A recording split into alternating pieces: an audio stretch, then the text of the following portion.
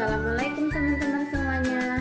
Perkenalkan, nama saya Ika Paradila, NIM 1903011042 dari Prodi PGSD semester 5. Nah, teman-teman semuanya, pada kali ini Ika akan membuat video pembelajaran kelas 5, tema 6, panas dan perpindahan, subtema 1, suhu dan kalor, pembelajaran 3, dengan muatan bahasa Indonesia, IPS, dan PPKN.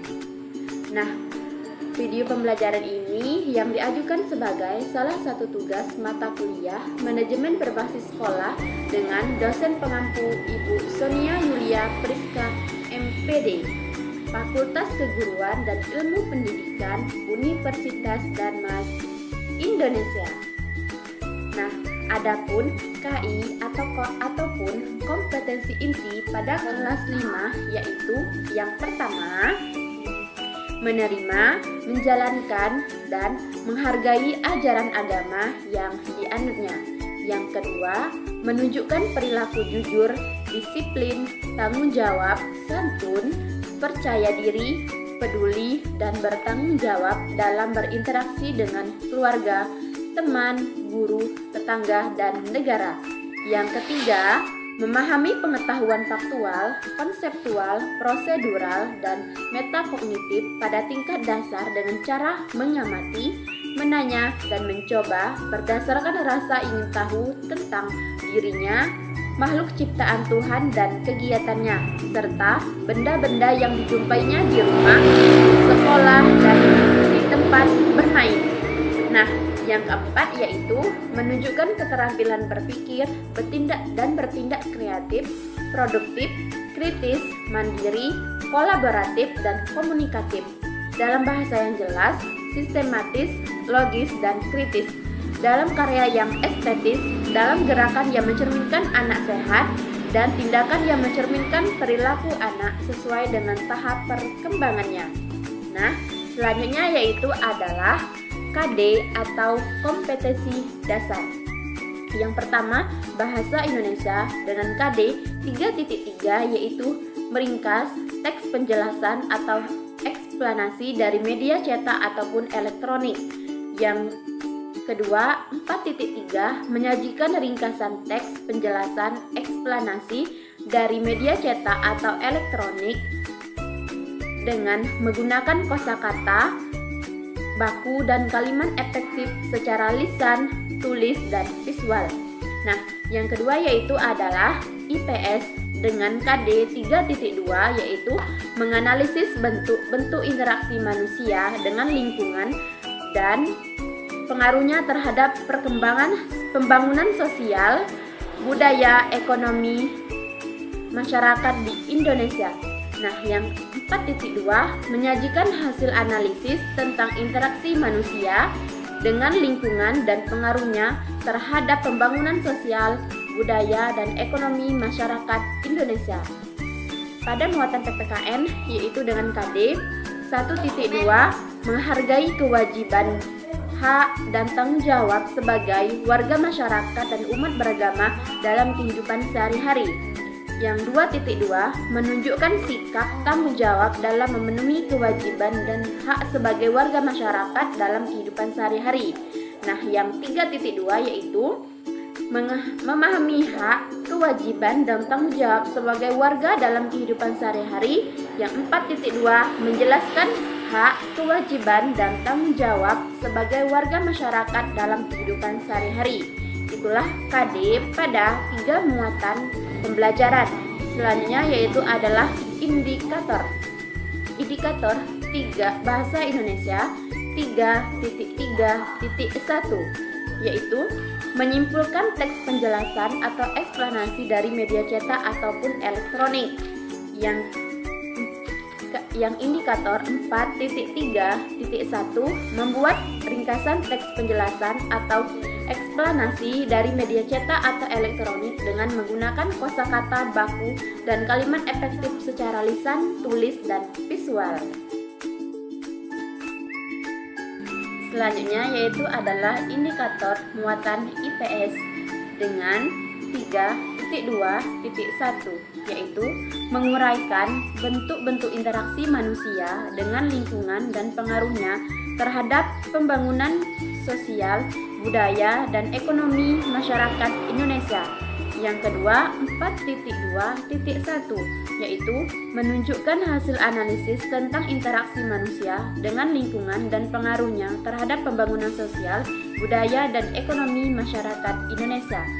Yang terakhir yaitu adalah muatan PPKN dengan indikator 1.2.1, melaksanakan kewajiban, hak, dan tanggung jawab sebagai warga masyarakat dan umat beragama dalam kehidupan sehari-hari. Yang kedua, 2.2.1, yaitu menyatakan sikap tanggung jawab dalam memenuhi kewajiban dan hak sebagai warga masyarakat dalam kehidupan sehari-hari. Nah, yang ketiga yaitu 3.2.1, menguraikan hak, kewajiban, dan tanggung jawab sebagai warga dalam kehidupan sehari-hari. Yang keempat, 4.2.1, yaitu menunjukkan hak, kewajiban, dan tanggung jawab sebagai warga masyarakat dalam kehidupan sehari-hari. Selanjutnya, penjelasan materi. Nah, apakah anak-anak ibu semuanya tahu yang di atas adalah gambar apa? Ya, benar sekali. Gambar di atas adalah gambar buku. Buku merupakan salah satu media cetak yang menjadi sumber informasi yang paling sering digunakan masyarakat hingga saat ini. Apakah anak-anak ibu semuanya memiliki buku seperti yang di atas? Ya, tentu saja, karena buku ilmu pengetahuan berisi tentang informasi yang ada di sekitar kita. Nah, dapatkah anak-anak ibu menceritakan gambar apa saja yang ada di atas? Gambar di atas adalah gambar matahari. Matahari merupakan sumber energi yang tidak pernah habis dan diperlukan oleh seluruh makhluk hidup yang ada di bumi, termasuk kita semua yang ada di lingkungan. Nah, anak-anak ibu semuanya, bagaimana sih masyarakat sekitarmu bisa memanfaatkan energi panas untuk memenuhi kebutuhan hidupnya? Apakah energi panas diperuntukkan bagi semua orang? Bagaimana usaha masyarakat di sekitarmu untuk memenuhi kebutuhan hidupnya? Nah, untuk memenuhi kebutuhan hidupnya, manusia harus berhubungan dengan lingkungannya. Dalam hubungan dengan lingkungannya, ada peristiwa saling mempengaruhi satu dengan yang lainnya. Matahari adalah sumber kehidupan yang memungkinkan lingkungan manusia berjalan sebagaimana mestinya. Nah, lingkungan manusia itu terdiri atas dua. Yang pertama, lingkungan alam, dan yang kedua, lingkungan masyarakat. Lingkungan masyarakat ini merupakan lingkungan tempat tinggal kita yang dipengaruhi oleh keadaan ekonomi, sosial, dan budaya. Untuk mengetahui lebih lanjut bagaimana sih hubungan manusia dengan lingkungan itu, mari simak penjelasan dari teks berikut ini. Manusia dengan lingkungan alam. Semua makhluk hidup yang ada di bumi melakukan hubungan dengan sesama makhluk hidup maupun dengan lingkungannya. Lingkungan alam terdiri atas benda mati dan makhluk hidup. Lingkungan alam merupakan sumber penghidupan bagi makhluk hidup karena alam menyediakan semua kebutuhan makhluk hidup. Benda mati dan makhluk hidup saling memengaruhi antara satu dengan yang lainnya. Bahkan antar keduanya saling berkaitan. Salah satu bentuk hubungan antara benda mati dan makhluk hidup adalah jenis tanah, suhu, dan curah hujan di suatu tempat dapat memengaruhi jenis tanaman yang tumbuh dan hewan yang berkembang di daerah tersebut. Makhluk hidup juga dapat memengaruhi benda mati. Contohnya, daerah yang banyak tumbuhannya akan menyebabkan daerah tersebut menjadi lebih sejuk. Daerah yang masih banyak tumbuhannya cenderung memiliki air tanah yang baik dan berlimpah. Hal ini terjadi karena tanaman membantu tanah untuk menahan air dan menyimpannya di dalam tanah dengan baik. Lalu, bagaimana dengan manusia? Hubungan antara dikelompokkan menjadi dua. Pertama, hubungan yang membuat manusia harus dapat menyesuaikan diri dengan alam. Yang kedua, hubungan yang dapat membuat manusia memanfaatkan alam sekitarnya. Salah satu cara manusia untuk menyesuaikan diri dengan alam adalah dengan mempelajari peristiwa alam yang ada di lingkungannya. Para petani harus menyesuaikan waktu tanam dengan musim hujan agar tanamannya dapat tumbuh dengan baik. Para nelayan memilih waktu untuk berlayar menyesuaikan dengan keadaan cuaca agar terhindar dari bencana dan memperoleh tangkapan ikan yang banyak. Manusia juga harus dapat memanfaatkan alam untuk memenuhi kebutuhan hidupnya dengan menggunakan ilmu pengetahuan dan teknologi. Contohnya, untuk menanggulangi akibat kemarau panjang yang menyebabkan menurunnya hasil pertanian, Malaysia mencoba membuat hujan buatan. Pembuatan hujan buatan ini tentu dengan menggunakan pengetahuan dan teknologi. Nah, setelah anak ini semuanya mendengarkan teks bacaan manusia dan lingkungannya, coba anak-anak ibu semuanya menjawab pertanyaan yang ada di buku siswanya. Nah, setelah anak-anak ibu semuanya menjawab pertanyaan tersebut, anak-anak ketahui bahwa manusia itu sangat bergantung dengan lingkungannya. Karena apa? Karena untuk mempertahankan hidupnya. Untuk mempertahankan hidupnya, manusia itu bergantung pada lingkungannya untuk memenuhi segala kebutuhan hidupnya. Nah, kita sebagai manusia yang hidup di dalam masyarakat mempunyai hak yang dilindungi oleh undang-undang. Salah satu hak warga negara Indonesia adalah mendapatkan pendidikan yang layak. Nah, mengapa sih seseorang itu harus memiliki hak? Karena seseorang harus mendapatkan apa yang seharusnya dia dapatkan. Yang pertama yaitu adalah kita sebagai warga negara itu adalah berhak untuk mendapatkan pendidikan yang layak dari pemerintah. Konvensi Hak-Hak Anak. Nah, anak-anak merupakan generasi penerus cita-cita perjuangan sebuah bangsa. Oleh karenanya, kebutuhan untuk tumbuh dan berkembang dalam kehidupan anak harus diutamakan. Sayangnya, tidak semua anak mempunyai kesempatan yang sama dalam mewujudkan harapannya. Banyak di antara mereka yang mengalami kesulitan untuk tumbuh dan berkembang secara sehat dan mendapatkan pendidikan yang terbaik. Banyak anak yang berasal dari keluarga yang kurang mampu tidak mendapatkan layanan pendidikan dan kesehatan.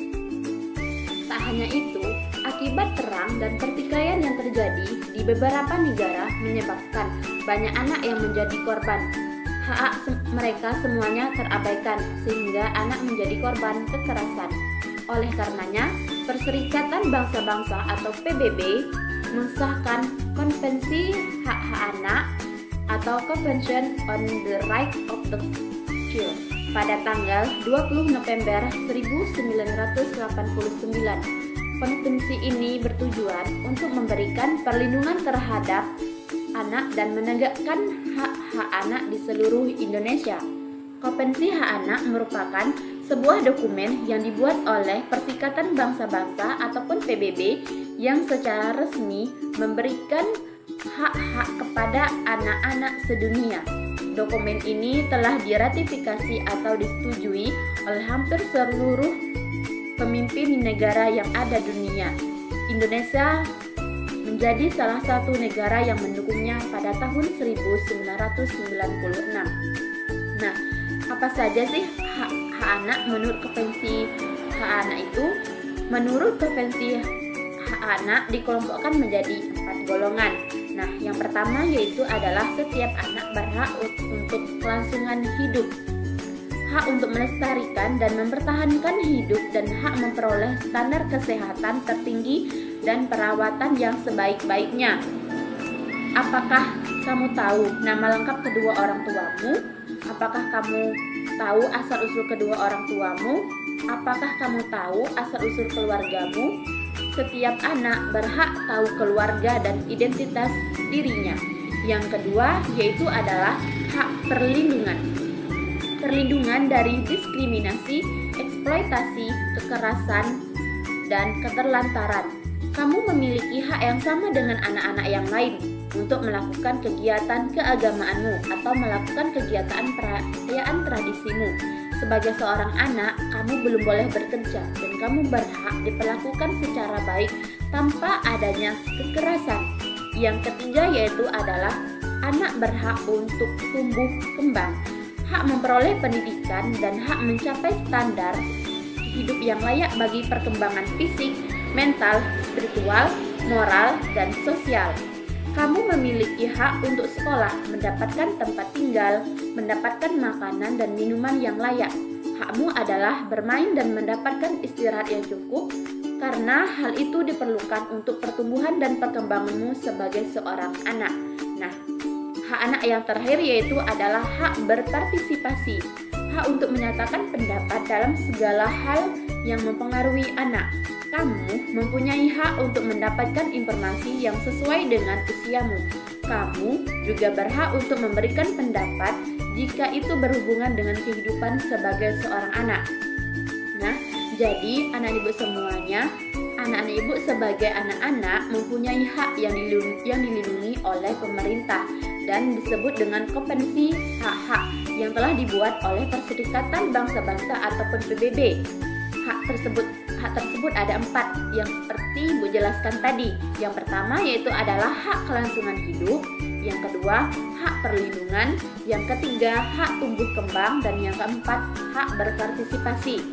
Nah, anak-anak ibu semuanya, sebagai seorang pelajar, apakah memiliki hak?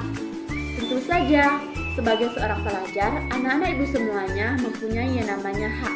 Apa saja sih hak-hak seorang pelajar itu? Mari kita simak penjelasan berikut ini. Hak-hak seorang siswa. Setiap warga negara mempunyai hak yang sama untuk memperoleh pendidikan. Setiap anak yang menjadi warga negara berhak atas kesempatan untuk mengikuti yang namanya pendidikan. Hal tersebut sesuai dengan Konvensi Hak Anak yang ditandatangani pemerintah Indonesia. Nah, setiap anak di Indonesia ini memiliki hak untuk memperoleh pengetahuan, kemampuan, dan keterampilan yang membantunya menjadi warga negara yang mandiri pada kemudian hari. Setiap anak belajar di sebuah lembaga pendidikan, baik formal maupun tidak formal, disebut seorang siswa. Nah, setiap siswa yang belajar di sebuah sekolah mempunyai hak-hak yang sama. Menurut PP ataupun Peraturan Pemerintah Nomor 28/1990, yang dimaksud dengan hak-hak siswa itu ada 8. Yang pertama yaitu adalah mendapatkan perlakuan sesuai dengan bakat, minat, dan kemampuannya. Yang kedua yaitu adalah memperoleh pendidikan agama sesuai dengan agama yang dianutnya. Yang ketiga, mengikuti program pendidikan yang bersangkutan atas dasar pendidikan berkelanjutan, baik untuk mengembangkan kemampuan diri maupun untuk memperoleh pengakuan tingkat pendidikan tertentu yang telah dibakukan.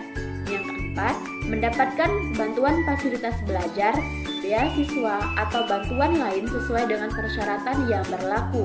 Yang kelima, pindah ke sekolah yang sejajar atau yang tingkatnya lebih tinggi sesuai dengan persyaratan penerimaan siswa pada sekolah yang hendak dimasuki. Yang keenam, memperoleh penilaian hasil belajarnya. Yang ketujuh, menyelesaikan program pendidikan lebih awal dari waktu yang ditentukan. Nah, yang kedelapan adalah mendapat pelayanan khusus bila mana menyandang cacat. Nah, anak-anak ibu semuanya, sebagai seorang siswa, tentu saja anak-anak ibu semuanya mempunyai hak di sebuah lembaga baik formal maupun informal. Nah, setelah penjelasan materi ini tadi tentang Konvensi Hak Anak dan apa saja sih hak sebagai seorang siswa ataupun sebagai pelajar, anak-anak ibu semuanya selanjutnya menjawab pertanyaan yang ada di buku siswa. Nah, Setelah penjelasan materi dari awal hingga akhir tadi, anak-anak ibu ketahui bahwa manusia itu sangat berhubungan dengan namanya lingkungannya. Karena apa? Untuk mempertahankan hidupnya dan kelangsungan hidupnya. Yang kedua yaitu adalah kompetensi hak-hak anak. Setiap anak itu memiliki hak yang telah diresmikan oleh PBB atau Perserikatan Bangsa-Bangsa.